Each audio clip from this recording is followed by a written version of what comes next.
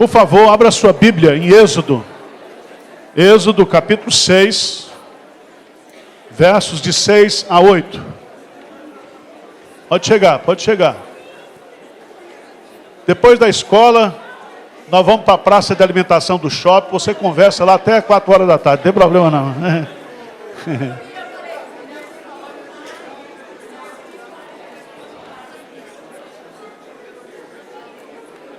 Vocês se lembram da aula passada? Nós estudamos aqui o texto de Gênesis. Qual é o capítulo-chave de Gênesis? Capítulo 12. Quantos capítulos tem Gênesis? 50. De 12 para trás, Deus criou as coisas no sentido universal. A partir do capítulo 12, Deus começa a construir o seu povo. Vocês se lembram como terminou Gênesis? Gênesis termina com Jacó morrendo e abençoando os seus filhos. Então, presta atenção. Quando você morrer, antes de morrer, abençoe. Morra abençoando. Tem gente que morre murmurando, reclamando. Tá certo? Mesmo se você estiver aposentado pelo INSS, recebendo um salário mínimo, morra abençoando, pelo amor de Deus. Moisés vai nos ensinar lá em Deuteronômio como é que Moisés morreu. Abençoando e cantando. E cantando. Tem melhor coisa de morrer assim? Agora vamos lá. Eu queria que você grifasse aí na sua Bíblia, quem trouxe lápis de cor, que é da minha época, né? Da minha época do telefone público, da máquina de datilografar. Então põe um lápis de cor, grifa aí. Êxodo 6 a 8. Vamos ler juntos? Êxodo 6, de 6 a 8. Vamos lá? Portanto, diz... Gente, vocês não estão entendendo não? Estou falando para a gente ler. Vamos lá. Êxodo capítulo 6, de 6 a 8. Vamos lá?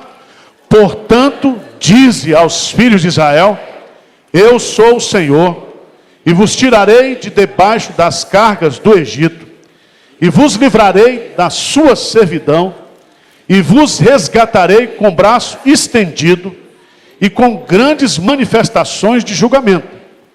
Tomar-vos-ei por meu povo e serei vosso Deus. E sabereis que eu sou o Senhor, vosso Deus, que vos tiro de debaixo das cargas do Egito e vos levarei à terra a qual jurei dar a Abraão, a Isaque e a Jacó, e vou-la darei como possessão. Eu sou o Senhor. Que coisa linda. Isso aí é o resumo do livro de Êxodo. A palavra Êxodo, no hebraico, no grego, na Septuaginta, que era a versão grega, versão dos 70, significa saída. Mas não é uma saída assim, sem rumo, não. É saída da escravidão para a terra prometida. É saída do pecado para a santificação. Põe na tua cabeça. Gênesis significa perdição. Êxodo significa libertação. Levítico, que nós vamos estudar hoje, depois da libertação vem o quê? A santificação. Santificação. O livro de Êxodo, ele foi também escrito por Moisés. Ele tem... Aqui tem os dados, né? Maravilhosos. Ele foi escrito provavelmente entre os anos 1445 a 1405 antes de Cristo. Ele foi escrito por Moisés. Você sabe que a vida de Moisés está dividida em 3 partes de 40. 40 anos ele viveu no Egito. Foi formado no Egito. Com toda a educação da época para ser um faraó do Egito. Mas depois ele assassina lá ele foge e vai lá para Midian, terra de Midian, deserto. E ali o que acontece com ele? Ele passa ali 40 anos. 40 anos. 40 anos de humilhação, porque pior do que trabalhar para cunhado é trabalhar para sogro. E ele ficou ali cuidando de bode para o sogro. Durante 40 anos. O cara com currículo daquele, eu vi essa semana, o cara com doutorado nos Estados Unidos, pegou para ser garçom, porque o negócio está difícil. Mas Moisés não, foi projeto de Deus para a vida dele. Porque antes de Deus usar alguém, Deus quebranta o cara. Deus não usa soberbo, Deus só usa os quebrantados. Depois, Moisés vai começar o seu ministério aos 80 anos e vai viver até 120. 40 anos trabalhando. E diz lá o texto de Deuteronômio que ele morreu com saúde. Com saúde. Mas vamos lá. Quantos capítulos nós temos em Êxodo? 40 capítulos. 40 capítulos. Se Gênesis nós temos 50, Êxodo nós temos o quê? 40. Qual é o capítulo-chave de Êxodo? É o capítulo 12. Vamos lá, o capítulo 12, para você entender aqui. Capítulo 12. Êxodo, capítulo 12.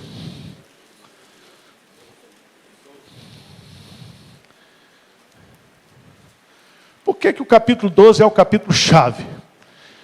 É porque aqui Deus está encerrando os seus juízos lá no Egito. E vem agora a 10ª o quê? Praga. Essa 10ª praga é a morte dos primogênitos. Primogênitos. Você se lembra que Êxodo, no capítulo 1, o faraó baixou uma lei para matar os judeus. Todo judeu homem que nascia, tossia a cabeça do menino. Agora Deus está fazendo o quê? Justiça. Porque Deus é amor, mas Deus também é justiça. E Deus está mandando um recado para Faraó. Deus está dizendo, ai daquele que mexer com o meu povo. E aí vem a instituição da Páscoa. Instituição da Páscoa. E o que é a Páscoa? O que a Páscoa ensina para o judeu? É que sem derramamento de sangue não há o quê? Libertação.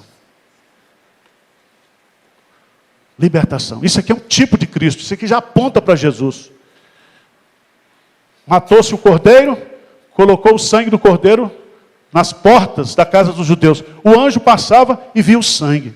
E viu o sangue. Louvado seja Deus, porque quando Deus olhar para a minha vida e para a sua vida, Ele vai olhar para mim e me ver coberto pelo sangue de Jesus, ou lavado pelo sangue de Jesus.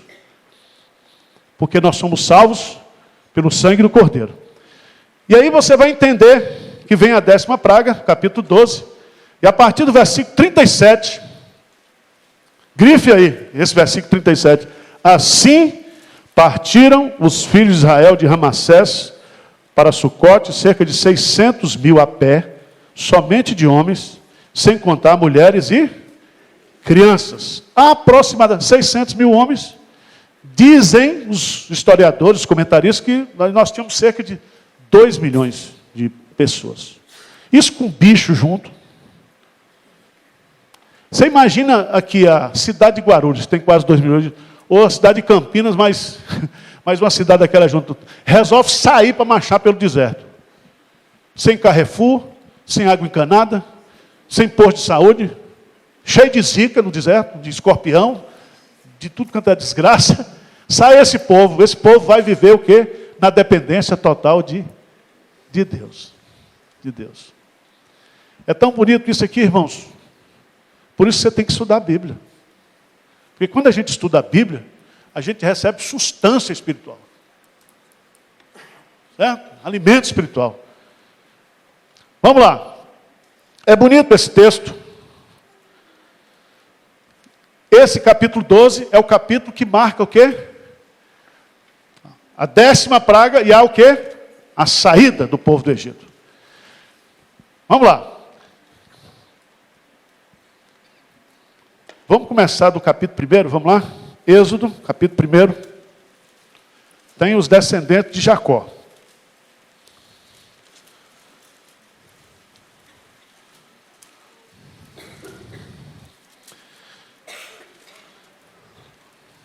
Presta atenção que José morreu com 110 anos.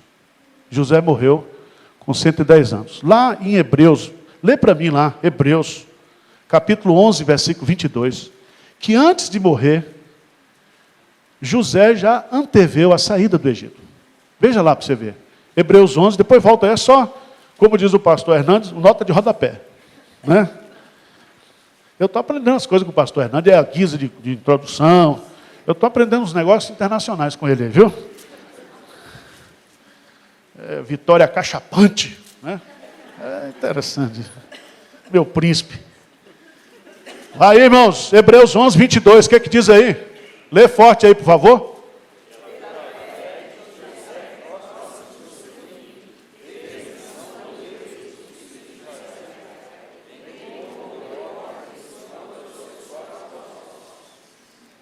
Que coisa linda, né? Pela fé, ele já viu o quê? Profetizou, já viu aí a saída do Egito. E ele diz, eu quero que quando vocês saírem, leve o quê? Os meus ossos. Leve os meus ossos. Então, o capítulo 1 de Êxodo começa mostrando 70 pessoas que chegaram lá, na época que José ainda estava vivo. E aí, esse faraó, né, do Egito, ou o faraó que José conheceu, morreu. O povo, quando José estava vivo, foi morar numa região chamada Gósen, que era uma região boa, árida não, fértil. E ali o povo foi se multiplicando. Presta atenção. Da morte de José até esse final do capítulo 1 aqui, nós temos um período de 300 a 350 anos, está certo? 300 a 350 anos. Lê para mim, grifa no versículo 12 aí para você lembrar. O segredo de crente. 1,12, o que diz aí? Mas, quanto mais os afligiam, tanto mais se... E tanto mais se... De maneira que se inquietavam por causa dos filhos. Presta atenção, a igreja de Deus, o povo de Deus, quanto mais o povo persegue, mais ela cresce. Cresce. Você e eu, nós só crescemos na aflição, sabia disso? E parece que tem uns anos assim que Deus quer botar logo 40 num ano só. O Senhor tem misericórdia. Não é assim? É aflição que você diz, eu não vou aguentar. Mas diz que quanto mais afligia, mais crescia, multiplicava. Aí vem agora o faraó, ordena as parteiras hebreias, Sifra e Puá, dizendo, vamos matar os meninos judaicos. Capítulo 2 tem o nascimento de Moisés. Aí eu vou fazer uma pergunta para você. Como era o nome da mãe de Moisés? Joquebede. Ela tinha quantos filhos? 2 filhos, antes de nascer Moisés. Ela tinha Miriam e Arão. Você acha que aquele momento era momento para ter filho? Hein? Porque há um movimento hoje do diabo que diz que casal tem que casar e não ter filho. Isso não é de Deus, não. Porque Deus casou o homem com a mulher e disse, crescei, multiplicai, encher a terra. A ordem não é só para você. Então você não põe 50 filhos, não. Não é assim, não. A ordem é para a espécie. Não é só para você. Mas você tem que reproduzir. Porque filho, tem um site aí, eu já vi esse site.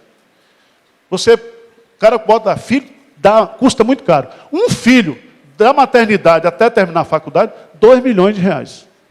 Você vende seu filho por 2 milhões? Eu não vendo filho meu por dinheiro do mundo. Porque filho é herança do Senhor. E louvado seja Deus, porque não tinha anticoncepcional. Essa mulher engravidou e nasceu um menino chamado Moisés. E o menino era bonito, formoso. Formoso demais. Aí tem as estratégias da providência de Deus, né? Bota o menino no Moisésinho, que depois ficou chamando isso, né? E solta no rio. Solta no rio. Não é assim que a gente faz com os filhos? A gente cria e depois o quê? Solta e fica esperando a providência de Deus, né? O que você fez, está feito e Deus vai dar um jeito lá, né? Aí, do capítulo 2 até o final do capítulo 4, vocês conhecem a história de Moisés. Tem um chamado dele. Com 40 anos, eu vou fazer, é do meu jeito. Com 80 anos, não, senhor, agora não. Eu não sei falar. O cara estava com crise de autoridade, crise de poder. Mas Deus disse assim, você vai, cara, não tem jeito. E é tão interessante que ele disse, eu não sei falar, não tem problema não. Arão vai ser seu porta-voz. Tá certo? Vai ser seu porta-voz. E aí começa a história, de 6 até 12, é a luta de Moisés com Faraó, dizendo, deixa sair meu povo. São as 10 pragas do Egito. Vocês já assistiram o filme da Universal lá? Já foram assistir? É bom o negócio?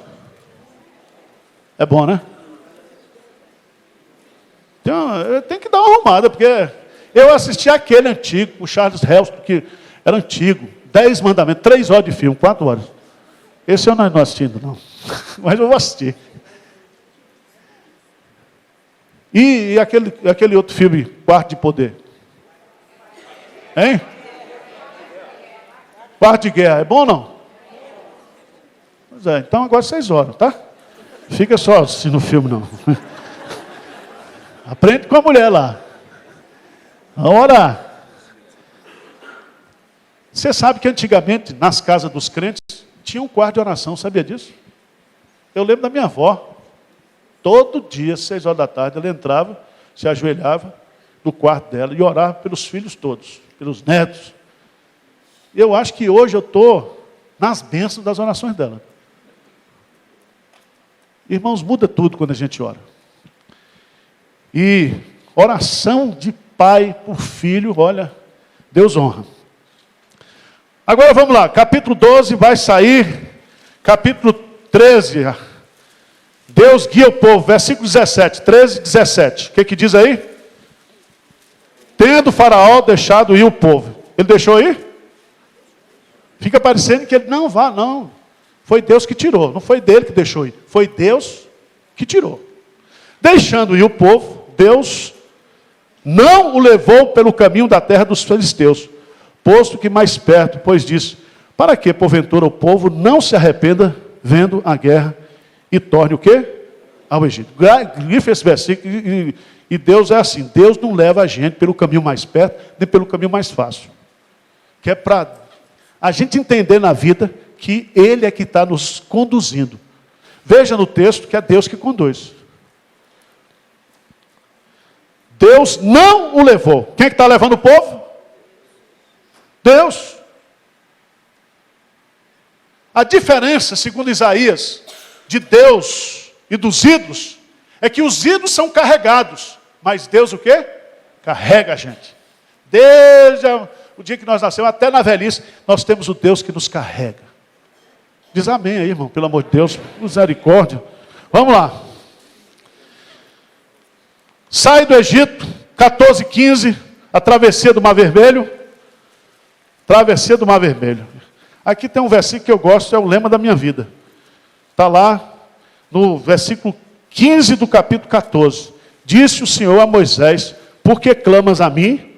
Diz aos filhos de Israel que marche. Marche. Para de orar e vamos trabalhar. Mas nós temos que ir para frente, meu irmão. Quem anda para trás é caranguejo. Nós começamos no Gênesis e vamos chegar aonde? No Apocalipse. A história de Deus ela é linear. Ela não é cíclica. Certo? Ela é linear. Nós estamos indo para frente. Agora, capítulo 15, vamos ver capítulo 15. O Cântico de Moisés. Vamos ler o versículo 20 aí. Tem umas mulheres hoje que dizem, pastor, por que a gente não dança no culto? Miriam dançou. Meu irmão faz exegese direito.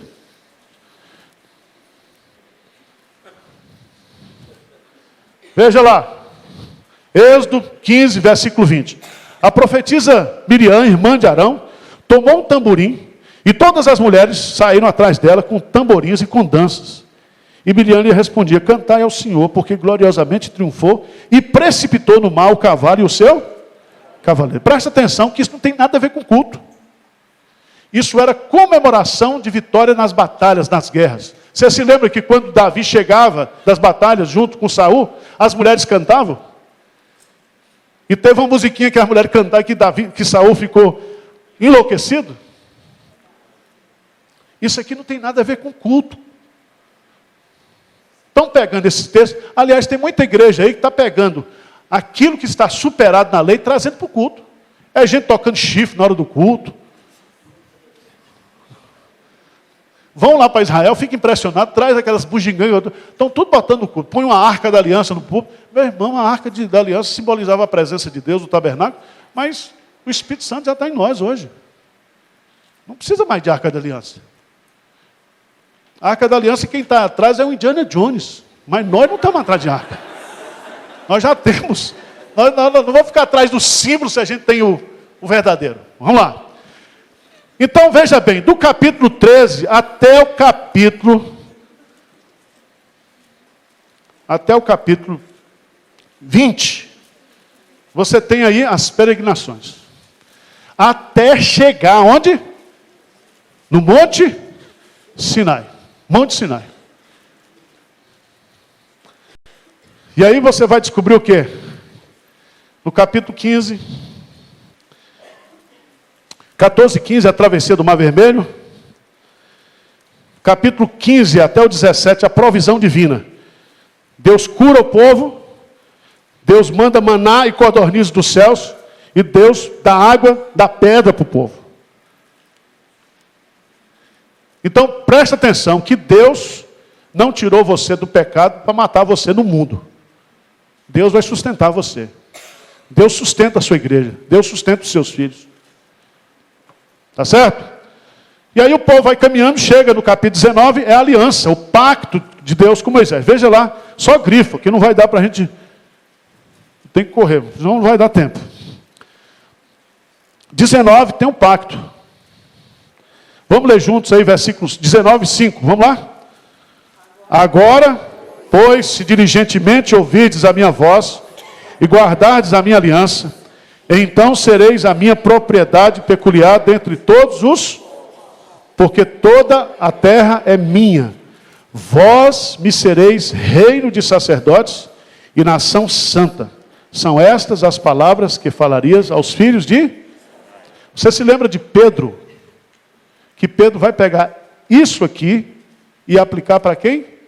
A igreja, para os gentios. Antes não erais povo, mas agora sois povo de Deus. Então você põe do lado aí, 1 de Pedro, capítulo 2, versos 9 e 10.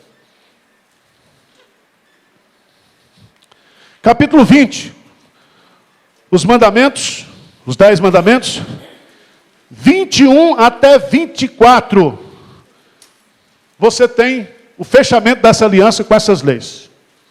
Agora presta atenção, do capítulo 25 até o capítulo 40, 25 a 40, tudo vai ficar, ou todo o texto que nós vamos ter aí, vai se referir à construção e à inauguração do tabernáculo. Tabernáculo. Presta atenção. Capítulo 25. Vamos ver isso aqui, quem é que instituiu a oferta na igreja? Foi o Bispo Macedo? Chapéu de couro? Veja bem, irmãos, nós não podemos pegar aquilo que é certo na Bíblia, que a Bíblia ensina corretamente, e as pessoas estão usando erradamente aquilo que Deus fez, estabeleceu, e dizer que, agora não tem esse negócio de dízimo, não tem negócio de oferta.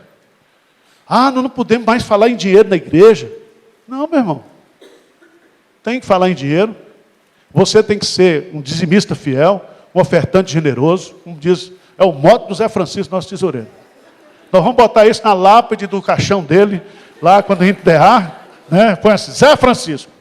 dizimista fiel e ofertante generoso. Vai ficar legal, não vai?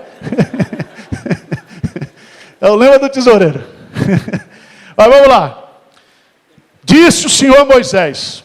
O que diz aí? Vamos ler junto, verso 2. Fala aos filhos de Israel que me tragam oferta. De todo homem cujo coração o mover para isso, dele recebereis o quê? A minha oferta. Agora Deus pede aquilo que a gente não tem? Não. Você se lembra que antes de sair lá do Egito, o faraó teve que pagar o fundo de garantia. E aí deram ouro, porque eles queriam que o povo de Israel o quê? Sumisse dali. Sumisse dali. Então o que Deus está pedindo ali é que eles deem um pouco daquilo que eles receberam para que Deus pudesse construir o quê? O tabernáculo. Isso aqui é um texto que ensina a gente fazer campanhas específicas. Campanhas específicas. O texto é maravilhoso porque o povo vai trazer e aí tem a descrição. Não vai dar tempo para a gente fazer a descrição do tabernáculo, né? A arca, a mesa, o candelabro, as cortinas do tabernáculo, o véu, as tábuas cobertas, o altar do holocausto, o ato do tabernáculo, o azeite, está tudo aí. Capítulo 28, Deus escolhe Arão e seus filhos para serem sacerdotes. Certo? Capítulo 29 é a consagração. Depois continua aí a descrição, né? Eu queria chamar a sua atenção para algo maravilhoso que tem aqui.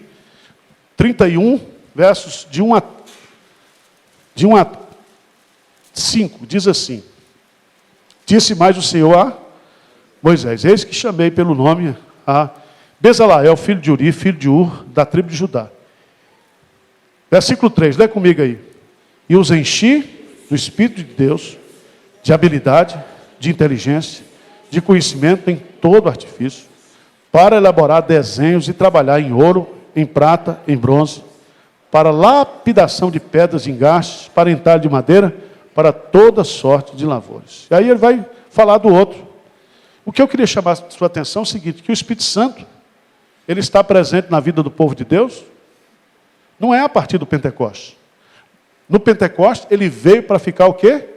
Definitivamente. Mas se você for para Gênesis 1, 2, diz que o Espírito de Deus pairava sobre as águas. Você vai ver o agir do Espírito Santo de Deus em todo o Antigo Testamento. Tá certo? Aí vamos adiante, tem um bezerro de ouro. Isso foi uma desgraça. Os utensílios aí do tabernáculo. Mas eu queria chamar a sua atenção para uma coisa muito bonita aqui. Como é que termina o livro de Êxodo?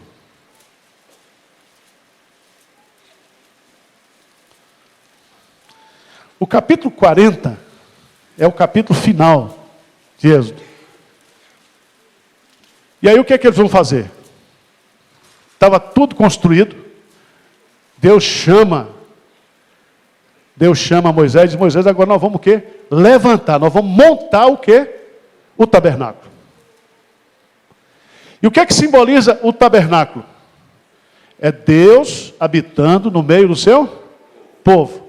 Então, o tabernáculo estava ali e as outras tendas, elas eram armadas no entorno, mas o centro era o tabernáculo. Só que quando Jesus, o tabernáculo é um tipo de Cristo, aponta para Cristo. E o verbo se fez carne e habitou entre nós. A palavra habitou é armou o seu tabernáculo entre nós. Mas só que ele veio o quê? Pessoalmente. Pessoalmente. Por isso que Emanuel significa o quê? Deus conosco.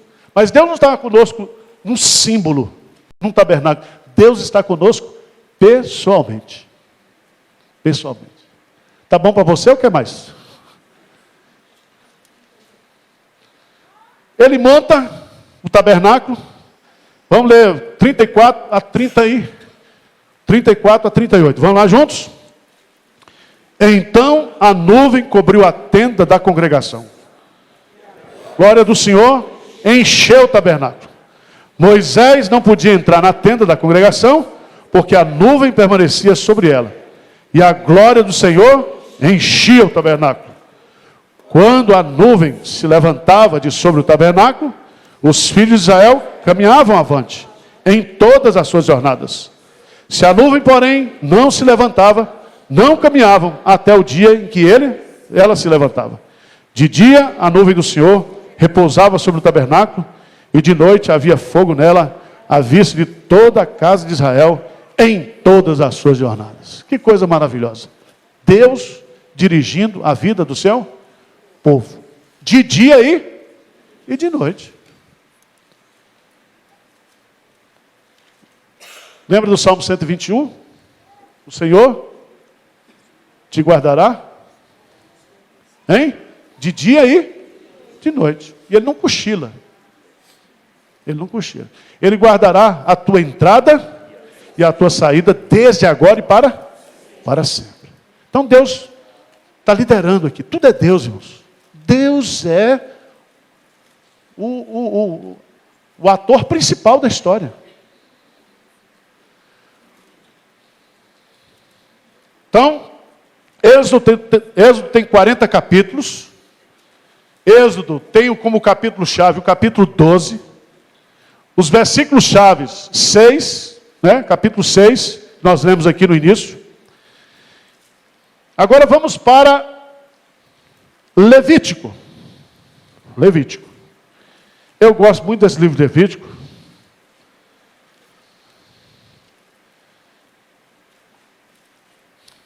Se o tabernáculo estava levantado, o que precisaria fazer agora? Na lógica. Precisaria agora um código sacerdotal para colocar em funcionamento o quê? O culto, a adoração. Não é não? Se o tabernáculo está pronto. Então construiu a igreja. Agora o que nós vamos fazer, gente? Então vamos chamar os diáconos, botar no estacionamento, a turma do louvor. Tem que fazer, não é assim? Botar o negócio para andar. Tem uma lógica. Guarda isso na sua cabeça. Guarda isso na sua cabeça. Gênesis, perdição. Êxodo, libertação. Levítico, santificação. Guarde uma verdade no seu coração. O óleo não vai onde o sangue não passou. Repete comigo. O óleo não vai onde o sangue não... O que significa isso?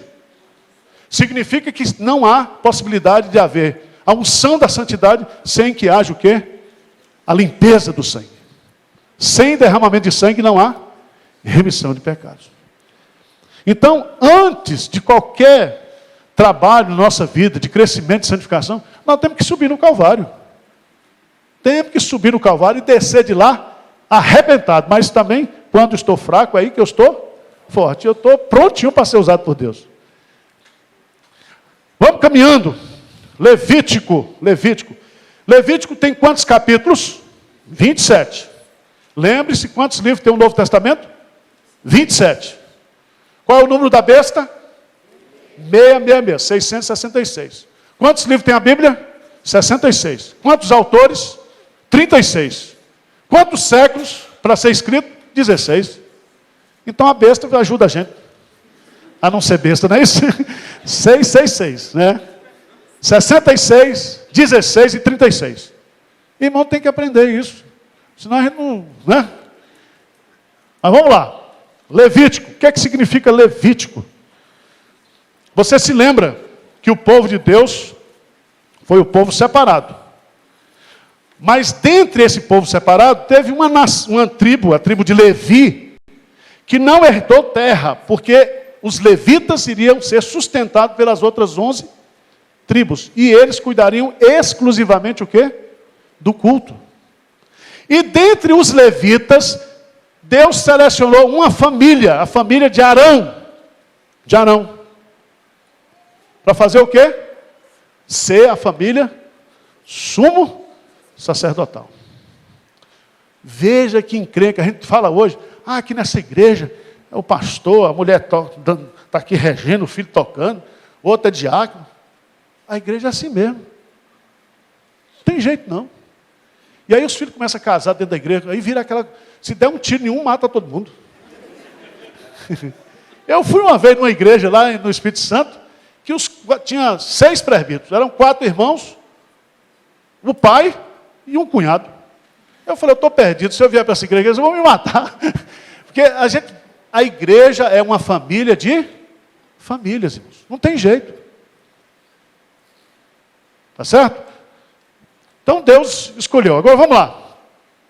Qual é o capítulo-chave de Levítico? É o capítulo 16. Vamos lá para o capítulo 16. Capítulo 16. Junto com o capítulo 16, você escreve aí bem grande, Isaías 53. Porque o capítulo 16 é o dia da expiação. Isso acontecia todo ano, era o dia em que o pecado nacional era confessado, um bode era morto, o outro era enviado para o deserto. É mais ou menos o seguinte, está o tabernáculo pronto, só quem entra lá no Santo dos Santos é o sumo sacerdote. Certo? Amarradinho pela cintura e cheio de sinetezinho, porque se Deus fulminasse lá, puxava o corpo. Né? Era uma reverência, irmãos. Hoje a igreja é uma bagunça.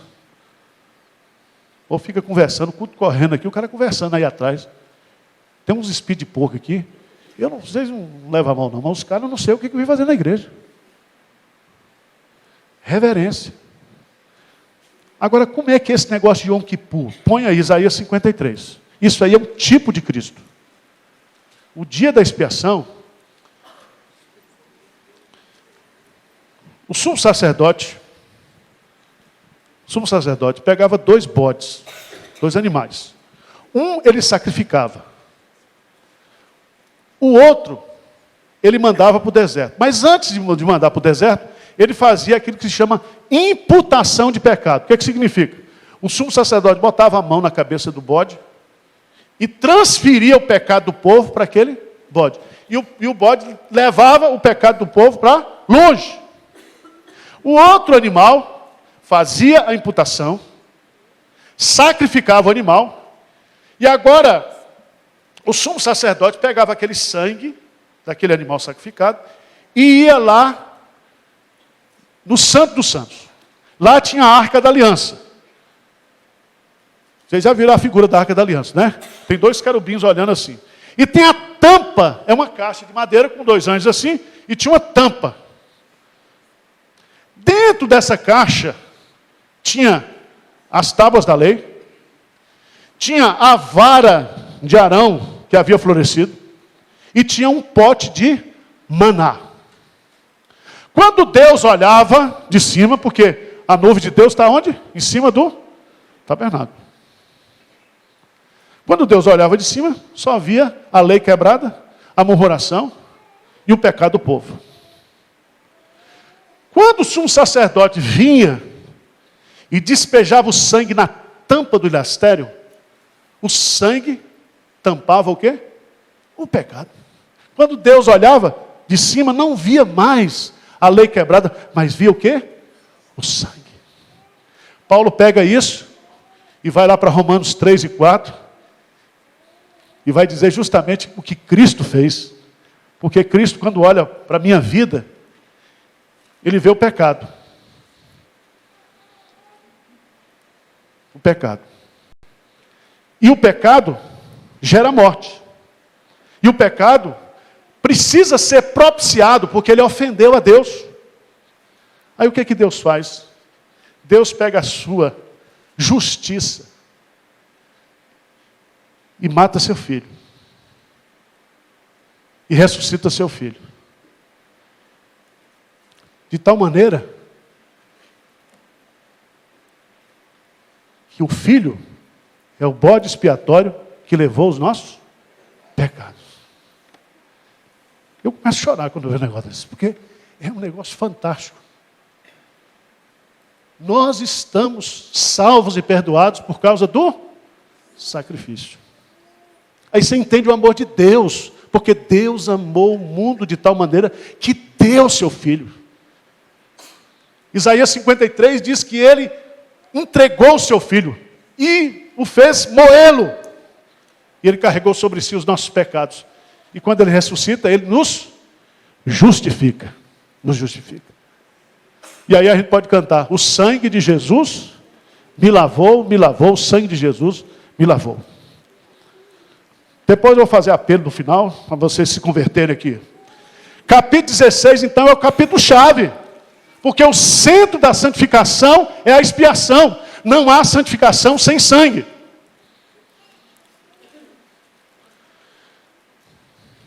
Mas vamos lá. Vamos agora lá do capítulo 1 de Levítico. Levítico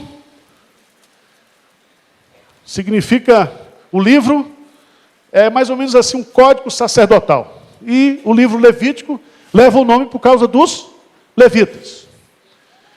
Grife na sua Bíblia aí, capítulos de 1 a 7, são estabelecidos os sacrifícios. O sacrifício.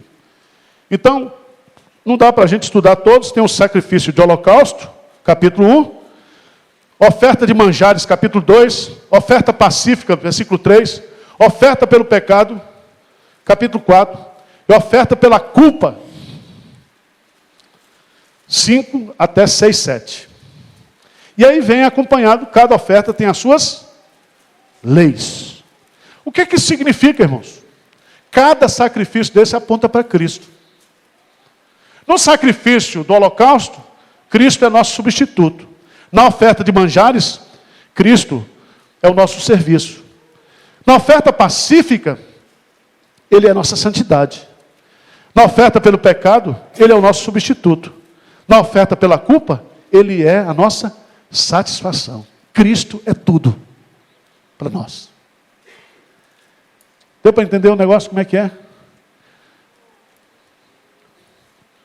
Por isso, irmãos, que Colossenses coloca lá, quando a turma quer inventar, misturar cristianismo com ascetismo, budismo, espiritismo, ele diz: não, Cristo é tudo em todos. Cristo é tudo.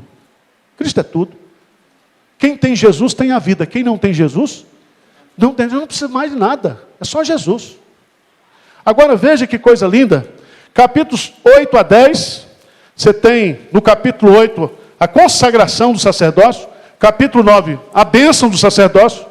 Capítulo 10, a ordenação do sacerdócio. Eu acho interessante, vai dar para a gente pegar um pouquinho aqui. Vamos lá para o capítulo 8.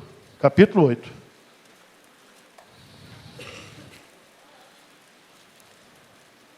Capítulo 8 de Levítico, a consagração dos sacerdotes. Veja, por favor, no versículo, acho que é o versículo 23.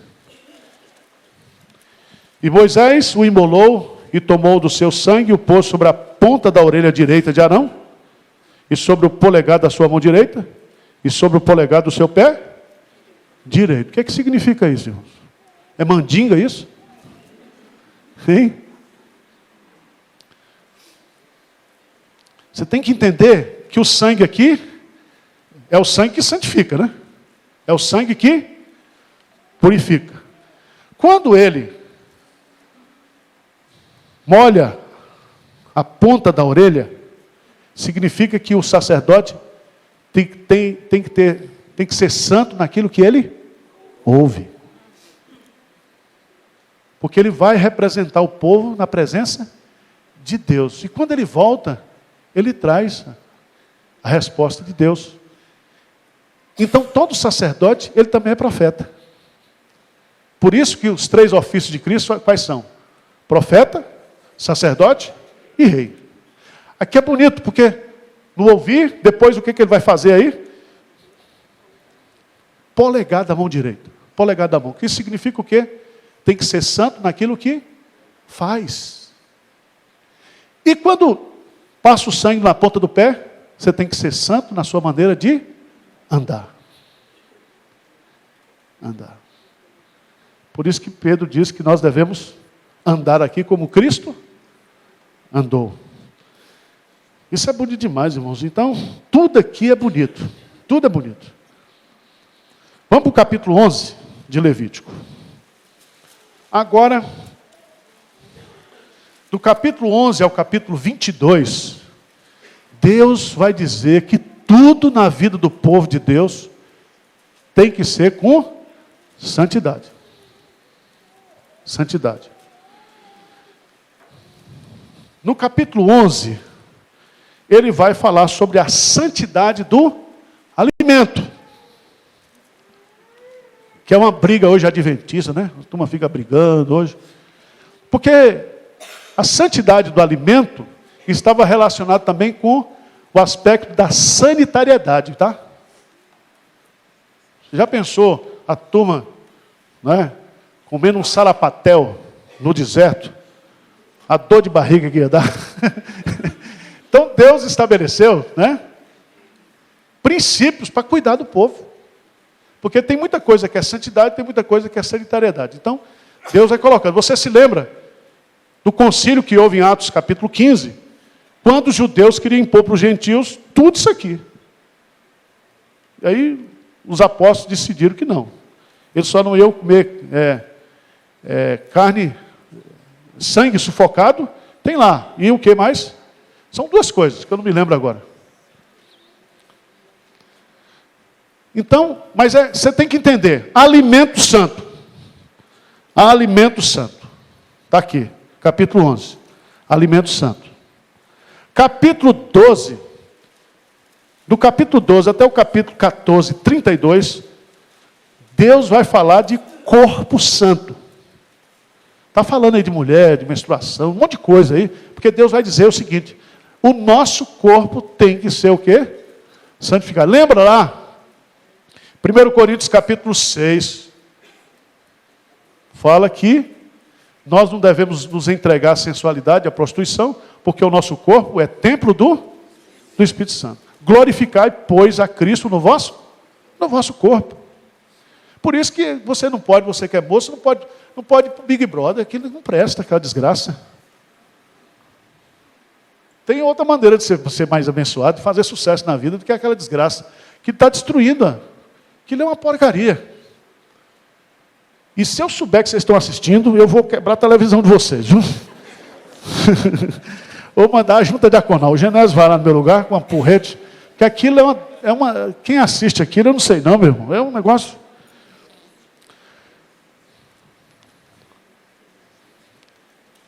Capítulo 14. Vamos lá para o capítulo 14, a partir do versículo 33 a 57. A lei acerca de uma lepra numa casa. Sabe o que Deus está ensinando aqui? Que a nossa casa tem que ser o quê? Santa. A casa tem que ser santa. Alimento santo. Corpo santo. Casa santa. Eu e a minha casa serviremos ao Senhor. A sua casa é a habitação de Deus. Você tem que entender isso. Por isso você não pode deixar o seu filho dormir com a namorada dentro de sua casa. Não pode, não. Se o filho tentar, você deita no meio. Porque senão a sua casa vai virar a casa da luz vermelha. Certo? Você tem que ter que sua casa é o lugar mais santo. Não é todo mundo que você leva para dentro de sua casa, não. Sua casa tem que ser santa, em tudo. Vamos adiante. Capítulo 15. Cama santa. Capítulo 15. Depois você lê, falando sobre as imundícias aí, um monte de coisa. Cama santa. 16. Coração santo. Porque o dia da expiação, ele foi estabelecido para nos purificar de todo pecado. Capítulo 17. Capítulo 17. Culto santo. Está se referindo à matança dos animais. Capítulo 18, irmãos. Matrimônio o quê? Santo. Esse capítulo 18, a turma está tentando tirar de Levítico. Rasgar. Principalmente o movimento gay. Mas não pode tirar não, está aí. Veja aí no capítulo 18. Se você observar do verso 1 ao verso 18, está falando dos casamentos o quê? Ilícito. Esse negócio de casar com parente, né? Casar com sogra, casar com seu... Não pode. Casamento de irmão com irmão, não pode. Deus é o autor da genética, ele sabe que vai dar confusão. Então ele está dizendo aí sobre os casamentos o quê? Ilícitos. Você se lembra das filhas de Ló, quando saíram de Sodoma, embebedaram o pai e transaram com o pai. Não, está na Bíblia, minha irmã. E dali surgiram dois povos, os moabitas e os amonitas, que foram inimigos de Israel o tempo todo. E tinham costumes o quê? Pagãos. Você pode ter certeza que aquilo que aconteceu com os cananeus vai acontecer na terra na segunda vinda de Cristo. Ele vai tocar fogo em tudo aqui. Vai tocar fogo. E eu, do jeito que eu estou, se eu pudesse apressar, eu estou... Porque está ruim demais, meus. O negócio está virado. Não é com a pá virada, não. É tudo virado. Veja aí no capítulo 18, 22, diz aí. Com o homem não te deitarás como se fosse? Nem te deitarás com animal. Então você fica dormindo com o cachorro puto, joga esse cachorro fora, minha filha. Troca esse cachorro por um namorado homem mesmo. Quer cafuné? Não é cafuné de cachorro, não. É de gente. Então aí nós temos os relacionamentos santos. Tudo com o negócio de Deus é santo. Então as uniões estão aí. Eu não vou tocar mais nesse assunto, porque também é um assunto muito sensível hoje. Capítulo 19. Comércio santo. Comércio santo. Deus sabia quem era o judeu. E o judeu botava um pezinho a menos. Até hoje. Tá certo? Quando a gente vai lá em Israel, você não sai de qualquer lugar turístico que você vai sem passar na lojinha. A lojinha é a saída. E aí tem prego da cruz, tem tudo. Coroa de espinho. É a Aparecida dos evangélicos. Tem de tudo. Quer dizer, eles não acreditam em Cristo, né? Eles não estão nem aí para Cristo, mas Ele quer o dinheiro dos cristãos. Então, Deus está organizando aí, isso aí, capítulo 19, pesos e medidas justas. Capítulo 20, justiça santa, as penas dos diversos crimes. Capítulo 21, sacerdócio santo. Capítulo 22, costumes santos. Tem que ter costume santo. A gente podia fazer uma discussão desse negócio dos homens e da mulher hoje, botar, como é o nome? Meu irmão, ali tem esse negócio de tatuagem, piercing, não sei o quê. Será que isso é pecado, não é pecado? O que vocês acham? Pastor Augusto Nicodemo disse que não.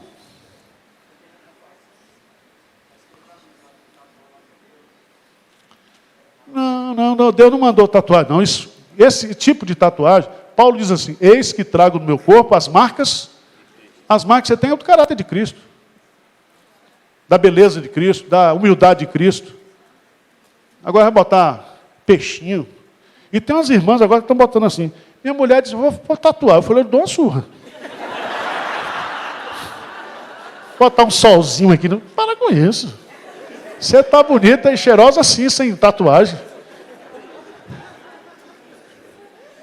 É isso? O que vocês acham? É um negócio, é polêmico isso aí, mas nós temos que ter costumes santos, irmãos. Costumes aí, você vai ver que Deus vai colocar algumas coisas muito interessantes aí.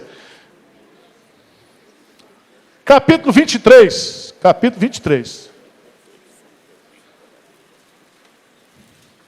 E isso vai até o capítulo 23, 24, 25, 26, vai até o final. 23 a 27. Você tem agora aquilo que se chama na lei de os tempos santos. Porque o judeu tinha 7 festas, que eram chamadas de festas o quê? Sagradas, festas santas. 3 dessas festas, o judeu era obrigado a ir a Jerusalém. A festa da Páscoa, a festa dos tabernáculos, e tinha outra festa lá que eu esqueci agora. Não, pães asmos é a mesma coisa de Páscoa, praticamente. Eram 3 festas. Se eu me lembrar aqui, eu vou avisar para vocês. Então tinha o dia de sábado, que é 6 mais 1. O ano sabático, 6 anos mais 1. O ano de jubileu, 49 anos mais 1. Mais 1. A gente poderia resumir o livro de Levítico dizendo o seguinte, que Deus, Ele tem pessoas santas, Deus tem lugares santos, Deus tem objetos santos, Deus tem tempos santos e Deus tem conduta santa. Você pode resumir assim. Veja bem, irmãos, eu estou expondo para vocês o que está no livro. Depois nós vamos entender mais adiante, quando a gente for estudar Hebreus, ou quando o pastor Hernandes der aqui o livro de Hebreus. Eu quero que vocês grifem na Bíblia de vocês 4 versículos. Vai grifar mesmo. Levítico capítulo 10, versículo 3.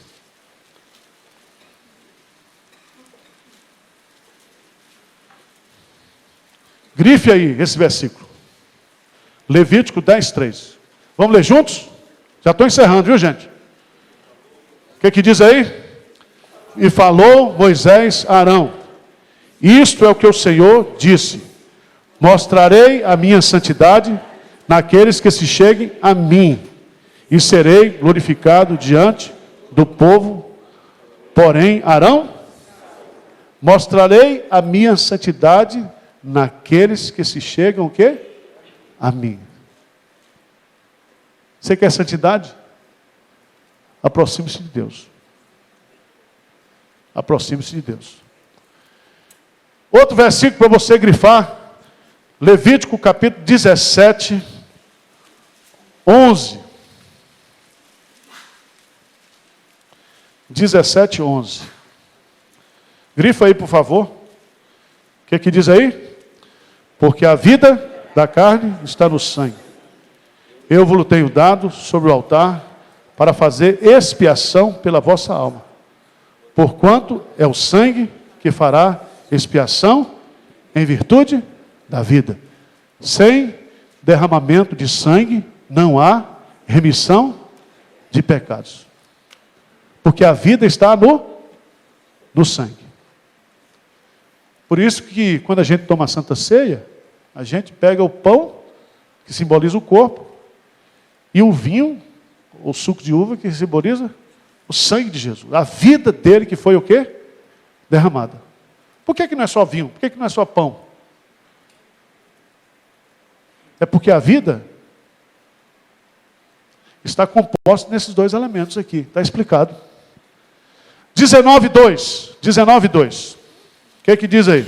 Grifa aí, por favor. Fala a toda a congregação dos filhos de Israel e diz-lhes: santos sereis, porque eu, o Senhor, vosso Deus, sou santo. Então, o caráter de Deus determina o caráter do cristão. E o último versículo, Levítico capítulo 20, versículo 7. 27. Capítulo 20, versículo 7. O que diz? Portanto, santificai-vos e sede santos, pois eu, o Senhor, vosso Deus. Eu sou o Senhor, vosso Deus. Preste atenção que a doutrina da santificação no Novo Testamento, ela tem 2 aspectos. ela tem um aspecto posicional. Nós somos santos em Cristo. Mas a santificação também, ela é o quê? Um processo. E Deus está dizendo justamente essas duas coisas aqui.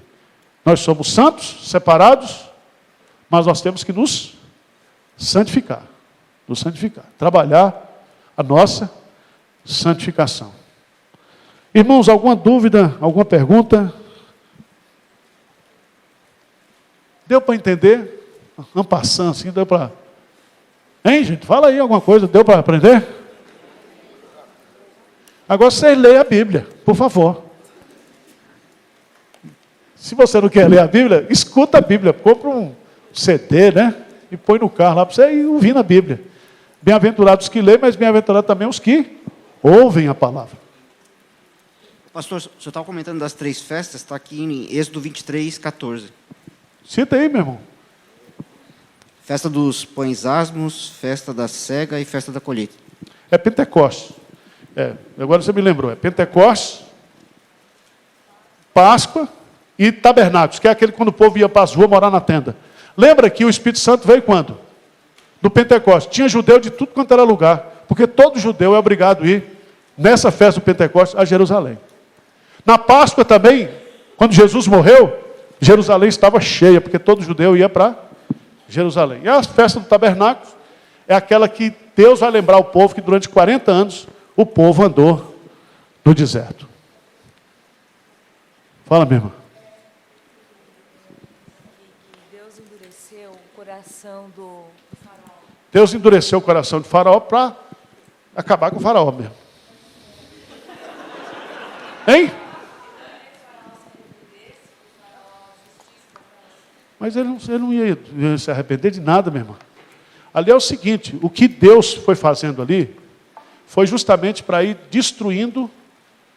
Porque é o seguinte, a salvação de Deus tem um tempo. Tá certo? Hoje é dia de salvação. Se hoje ouvirdes a voz do Senhor, não endureçais os vossos corações. Só que a medida da ira de Deus se enche. E quando a medida de Deus se enche, não tem negociação, não. Então Deus foi fazendo isso, primeiro para mostrar para o povo que Deus era Deus. Aquelas 10 pragas desmoraliza com todos os deuses egípcios. Entendeu? Então, ali, porque quando o povo sai e vai, porque Deus deu a terra prometida, mas com gente dentro, não foi? É igual comprar apartamento da Caixa Econômica com inquilino dentro. Então Deus fez assim.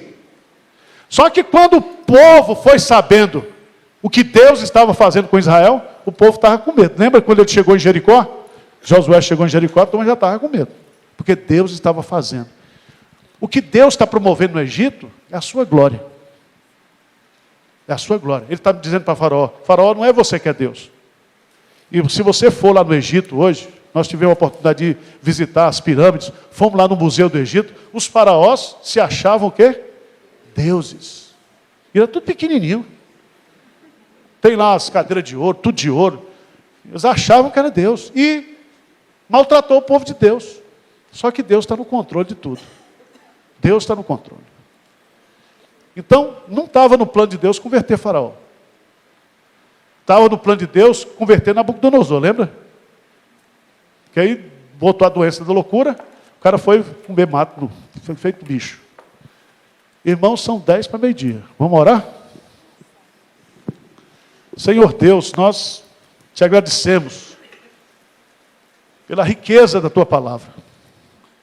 Que nós possamos amar a tua palavra, estudar a tua palavra, viver a tua palavra, pregar a tua palavra a cada dia das nossas vidas, Senhor. Leva-nos em paz agora para casa, nos dê um almoço gostoso, em família, dá-nos alegria dentro da família, e que à noite possamos estar de volta para cultuar o teu nome aqui. Nós oramos em nome de Jesus. Amém.